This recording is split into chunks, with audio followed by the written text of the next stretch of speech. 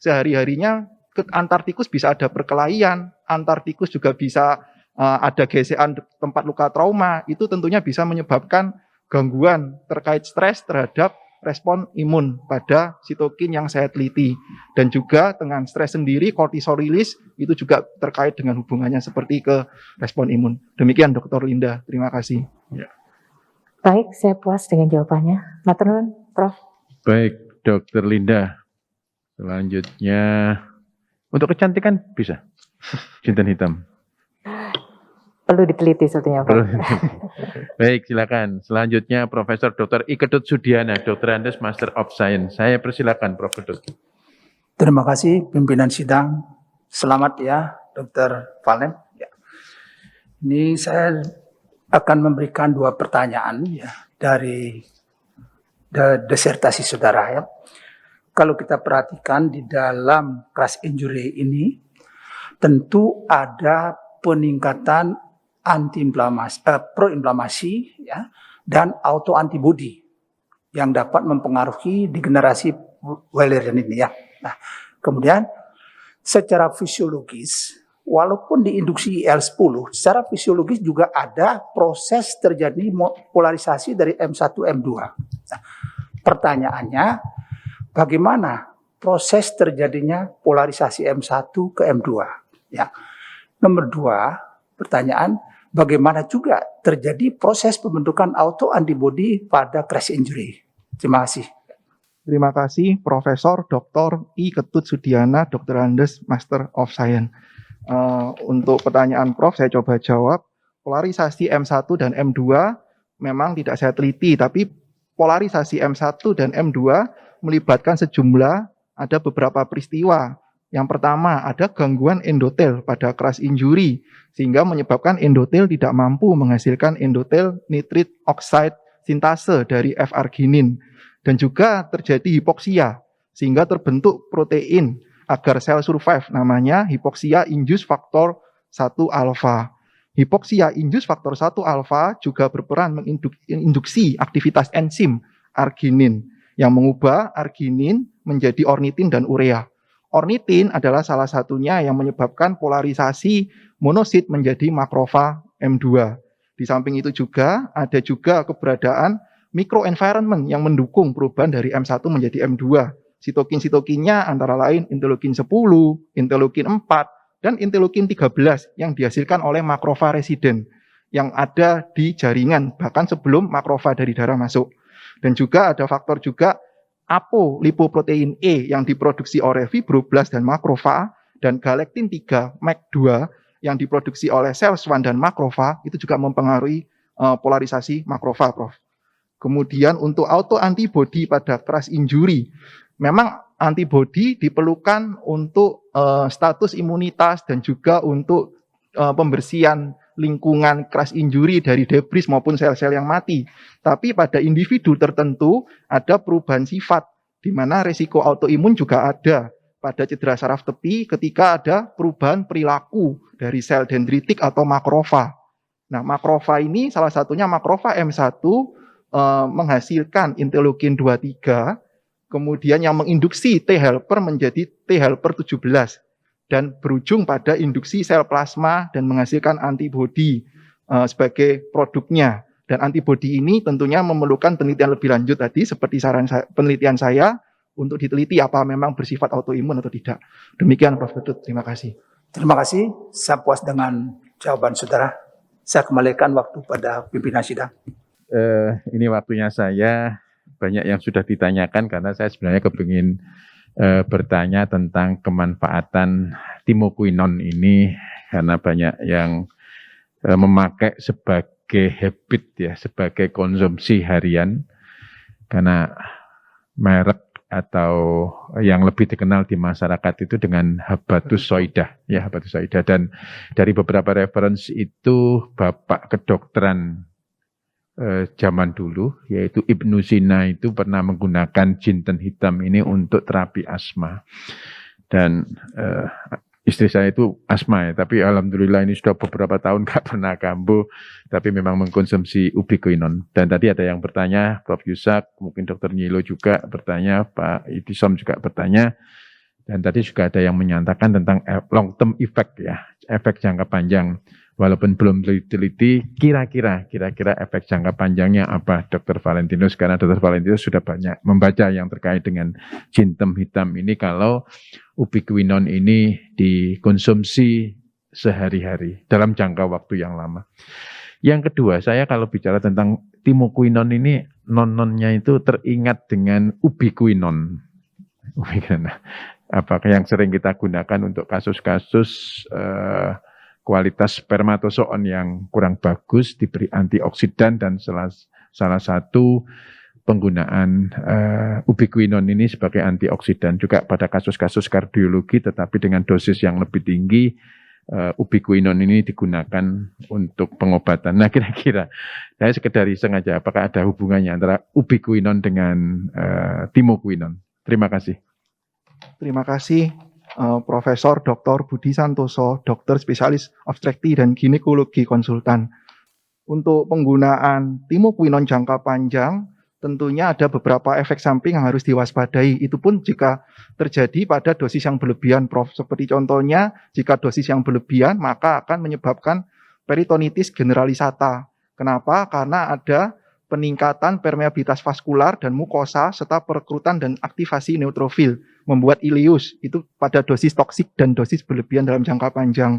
Tapi memang efeknya juga banyak, makanya masyarakat juga menggunakan untuk konsumsi sehari-hari, selain sebagai imunomodulator, mengurangi antibodi imunoglobulin, juga pada, ini sudah diteliti bahwa pemberian timokuinon pada tikus yang dosisnya lebih tinggi dari dosis saya, yaitu 300 mg per kilogram per hari, selama 4 minggu, pada tikus hewan coba dengan diet lemak yang tinggi, itu timokuinon menurunkan signifikan inflamasi, kadar sitokin inflamasi. Dan hal ini membantu juga, makanya masyarakat banyak terbantu oleh timokuinon, salah satu ekstrak jintan hitam. Kemudian, nah dosisnya yang jadi toksik adalah jika lebih dari 300 mg per kilogram per hari, Dok, pada tikus, Prof. Kemudian, untuk timokuinon atau ubiquinon sebagai antioksidan, saya setuju dengan pernyataan dari Prof. Budi bahwa memang timokuinon juga memiliki efek sebagai antioksidan. Dan itu saya masukkan untuk saran penelitian. Tapi yang saya teliti pada penelitian saya adalah jalur antiinflamasi lewat NF-kappa B. Tapi memang setuju bahwa manfaatnya banyak di masyarakat, harga murah, dan juga banyak penelitian untuk berbagai organ. Terima kasih, Prof. Budi.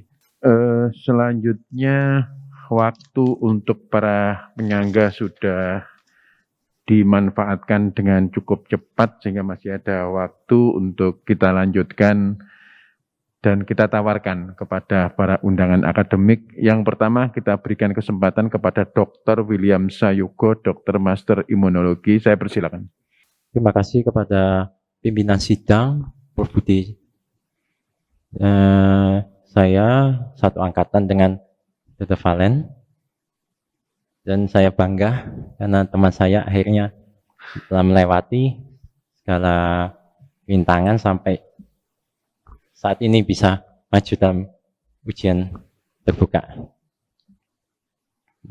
Dari penelitian yang dilakukan Promovendus sangat menarik dan saya mungkin berharap bisa berkolaborasi dengan Dr. Valen ya untuk melakukan penelitian yang menjadi suatu keingintahuan saya mengapa Dr. Valen bisa memilih timokuinon untuk dipilih dalam pengobatan cause injury ini. Apakah dalam klinisnya Dr. Valen pernah melihat pada pasien yang punya kebiasaan minum atau mengkonsumsi jinten, ternyata pada saat mendapatkan cause injury proses penyembuhannya lebih baik atau lebih cepat ya. Itu yang berikutnya saya juga ingin tahu selama melakukan penelitian, proses penelitian ini apakah Dr. Valen melihat ada potensi kelak timokuinon ini bisa menjadi suatu terapi utama, terutama pada golden period kasus injury ini. Terima kasih. Silakan. Terima kasih pada teman saya satu angkatan dari FK Program Studi Pendidikan Doktor FK UNER tahun 2017, Dr. William Sayogo, Dr. Master of Immunology. Jadi saya coba jawab pertanyaannya, yaitu kenapa saya memilih timokuinon dan crash injury cedera saraf tepi. Karena cedera saraf sendiri, terutama cedera saraf tepi, memerlukan waktu regenerasi pemulihannya yang kadangkala lama dan tidak sempurna.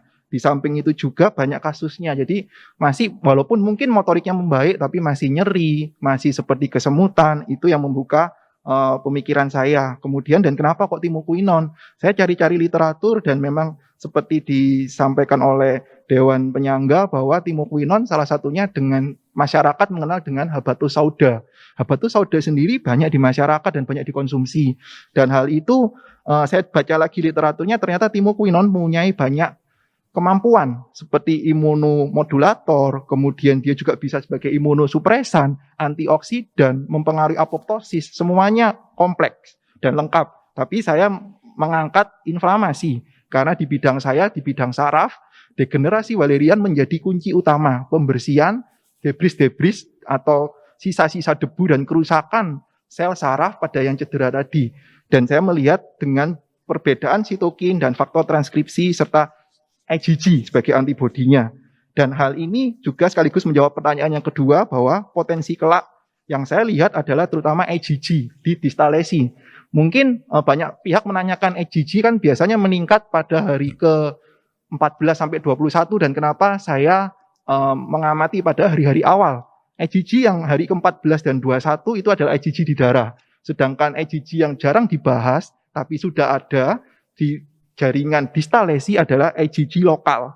Dan IgG lokal ini sangat berpotensi nanti menjadi autoimun, tentunya memerlukan pemeriksaan lebih lanjut. Jadi potensi saya lihatnya adalah IgG dan peningkatan status imunitas rasio CD4 terhadap CD8 melalui jalur antioksidan perlu dikaji lebih lanjut. Terima kasih Dr. William. Terima kasih. Terima kasih, saya puas dengan jawaban promovendus. Saya kembalikan kepada pimpinan sidang.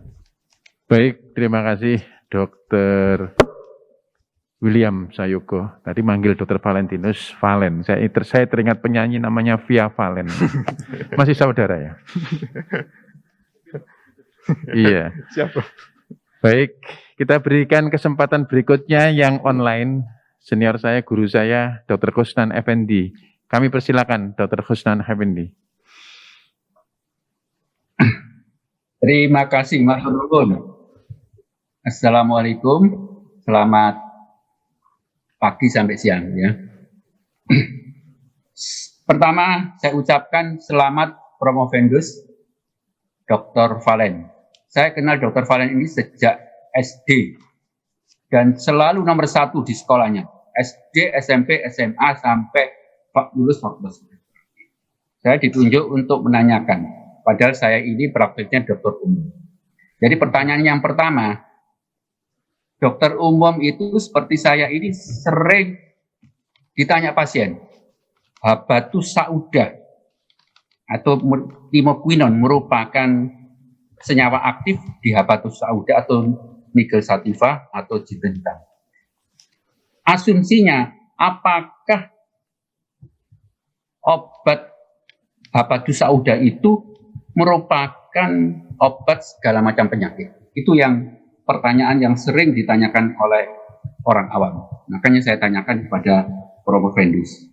Pertanyaan kedua, oleh karena saya seorang faal, berkecimpung di faal, apakah dengan pemberian timokuinon ini bisa terjadi regenerasi selubung mielin pada saraf tebu? Terima kasih. Monggo.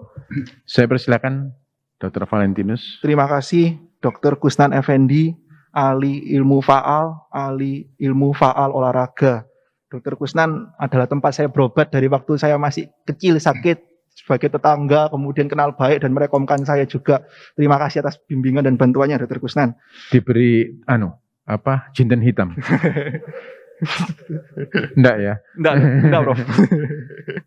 Iya dok. Jadi untuk habatus sauda, kalau dikatakan sebagai obat segala penyakit, habatus sauda mengandung efek sebagai banyak hal terkait tadi seperti imunomodulator, imunosupresan, dan juga bisa antioksidan. Tentunya tergantung dari dosisnya, Dokter Kusnan.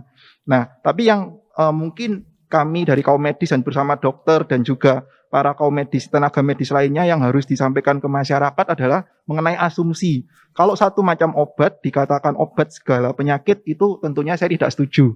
Karena yang pertama untuk herbal sendiri sejauh ini adalah terapi komplementer. Misalnya memang timokuinon bisa menurunkan kejadian pada kencing manis. Untuk diabetes mellitus, indeks gula darahnya bisa rendah. Tapi jangan hanya dengan timokuinon saja, Dokter Kusnan, tapi tetap harus didampingi oleh obat yang gold standard atau terapi utama untuk diabetesnya, seperti itu. Sama juga seperti penelitian saya, tetap perlakuan kalau memang operasi diperlukan harus operasi. Timokuinon adalah obat untuk komplementer. Dan habatus sauda efeknya baik, memang baik, tapi untuk asumsi masyarakat itu harus dibantu juga oleh penjelasan bahwa tetap harus berobat lain selain timokuinon atau Nigella sativa atau jintan hitam. Kemudian, apakah timokuinon menyebabkan regenerasi dari selubung mielin? Jawabannya iya, dok. Seperti tadi saya jelaskan bahwa yang menarik adalah sel swan kita. Sel swan sebagai pembentuk atau produsen dari mielin pada saraf tepi bisa berubah-berubah sifat. Kalau cedera, sel swan akan berubah sifat menjadi melakukan fagositosis atau memakan debris-debris di sekitarnya. Timokuinon memang menghambat awalnya, tapi terbukti dari penelitian bahwa Morton et al. 2012, regenerasi motor neuron pada penekanan NF-kappa beta sel swan itu menghasilkan regenerasi yang baik pada hari ke-65. Jadi ditekan dulu, tapi hasilnya baik pada hari ke-65 pada cedera saraf perifer. Terima kasih, Dr. Kusnan. Terima kasih Bapak Dekan. Bagus jawabannya, saya juga akan bisa menjawab pertanyaan dari pasien. Matur nuwun. Sukses. Sami-sami Prof. Kusnan. Sangat bagus jawabannya, sangat bagus penelitiannya. Siapakah dokternya yang saat SD ya? Karena Dr. Kusnan Effendi. Baik, saya lanjutkan kepada undangan akademik berikutnya adalah Dr. Rizka Puspasari. Ini karena waktunya sangat cukup, saya berikan kesempatan semuanya ini. Terima kasih atas kesempatannya pimpinan sidang Profesor Dr. Budi Santoso, spesialis jin konsultan. Hanya satu pertanyaan saya untuk Dr. Valentinus, spesialis neurologi.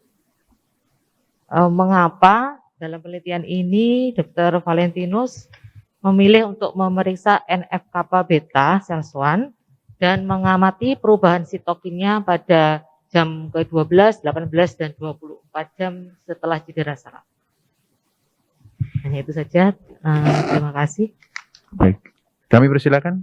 Ya, terima kasih kepada rekan saya, Dr. Rizka Puspasari, spesialis neurologi.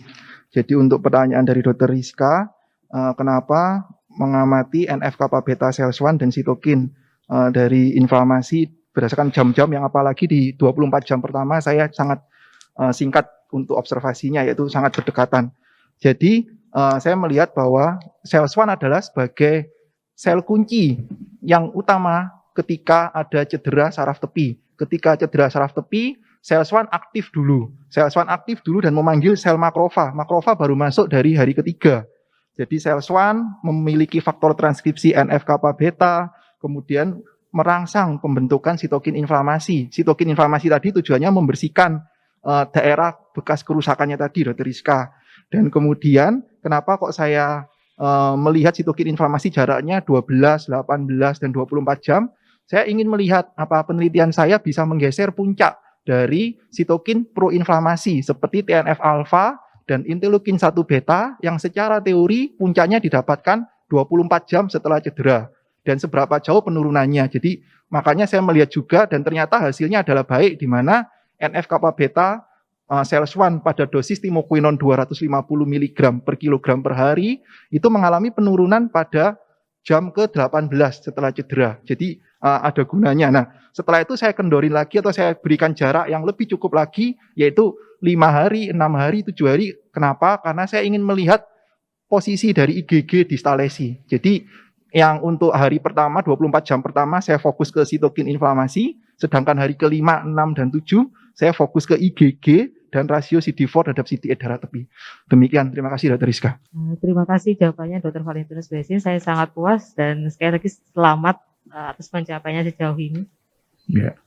Baik, selanjutnya adalah Dr. Risma Ikawati, PhD. Pada pimpinan sidang, Prof. Budi Santoso, salam hormat untuk seluruh guru besar dan teman sejawat. Yang pertama-tama ingin saya ucapkan selamat untuk Promovendus Dr. Valen dan juga untuk promotor dan co-promotor. Gini, Dr. Valen, saya mungkin langsung Dr. Valen saja ya. Tadi saya sudah mendengarkan beberapa pertanyaan sebelumnya, banyak yang mempertanyakan what next ya. Mungkin ada beberapa saran dok dari saya, misalnya untuk dilakukan sebelum dilakukan uji klinis, barangkali apakah memungkinkan misalnya kita melihat atau mungkin Dr. Valen nanti melihat mengenai senyawa aktif tersebut, senyawa aktif dari timokinon tersebut, kemudian diuji secara in silico terlebih dahulu. Itu yang pertama.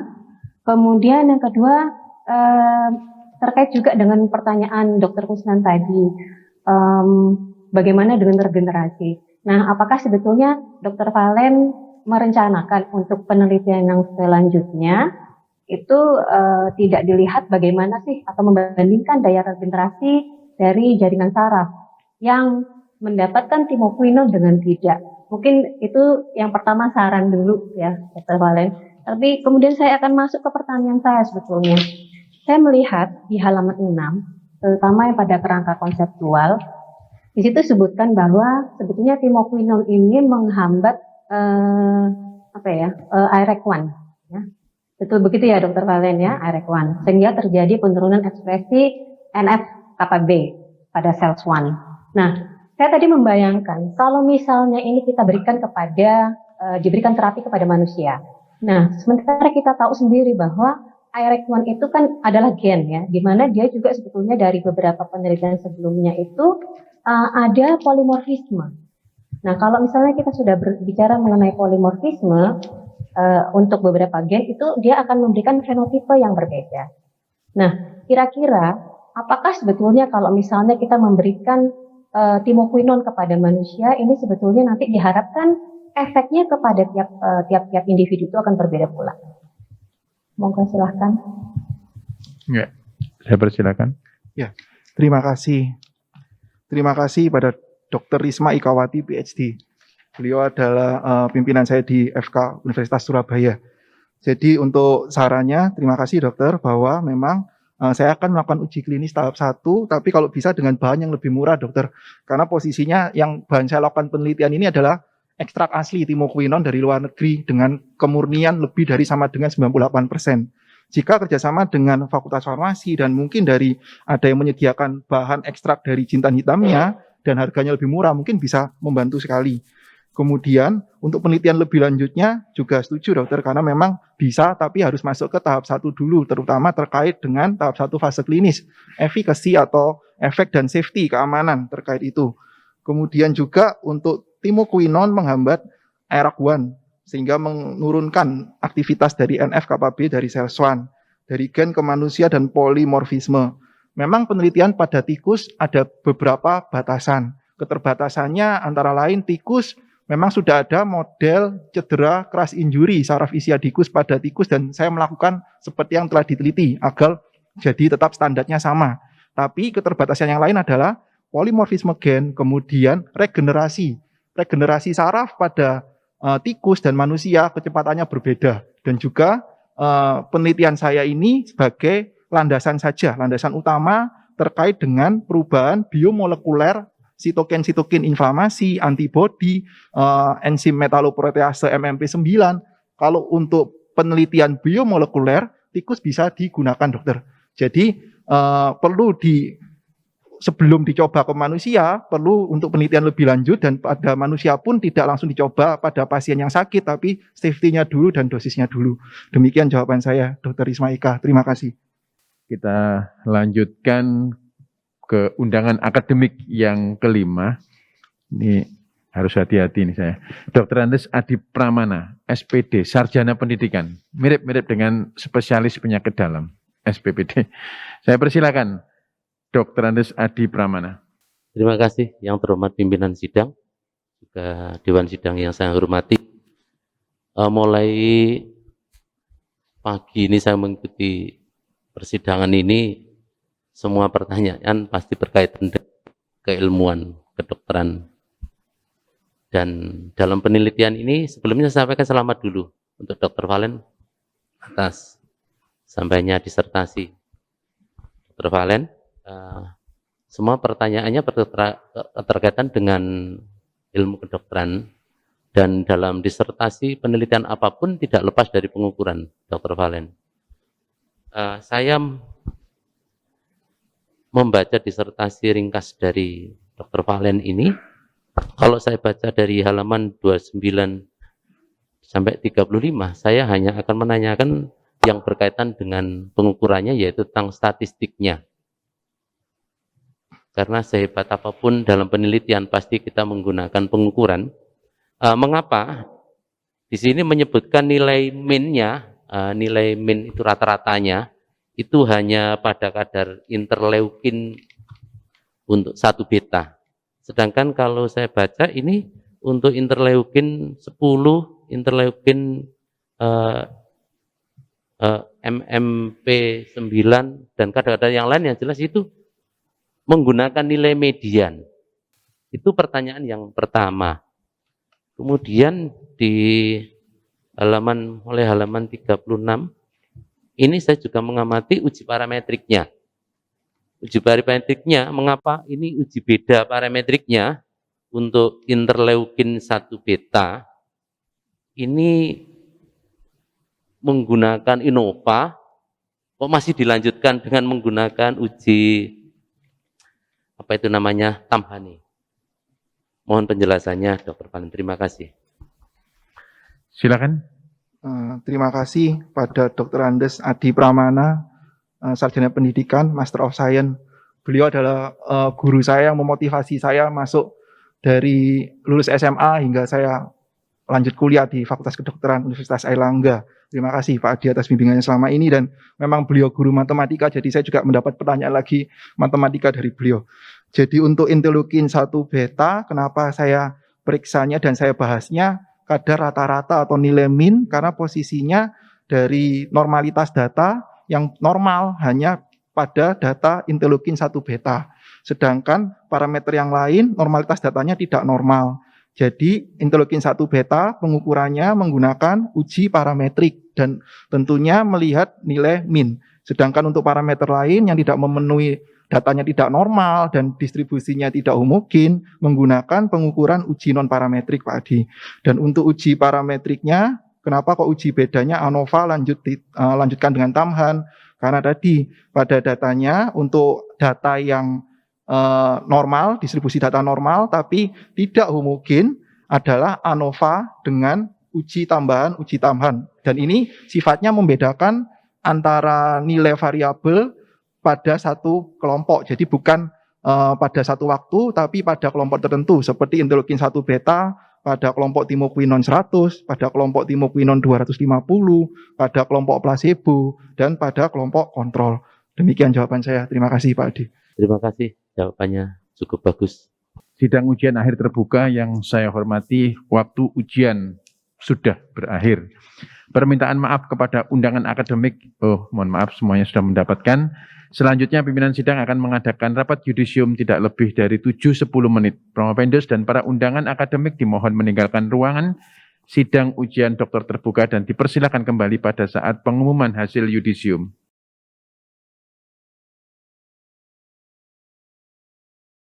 Sebelum kita mengumumkan hasil ujian terbuka ini, kami mengajak untuk mengheningkan cipta untuk almarhum Profesor Hasan Mahfud yang kebetulan almarhum adalah co-promotor, tetapi karena sakit akhirnya beliau wafat meninggalkan kita semuanya.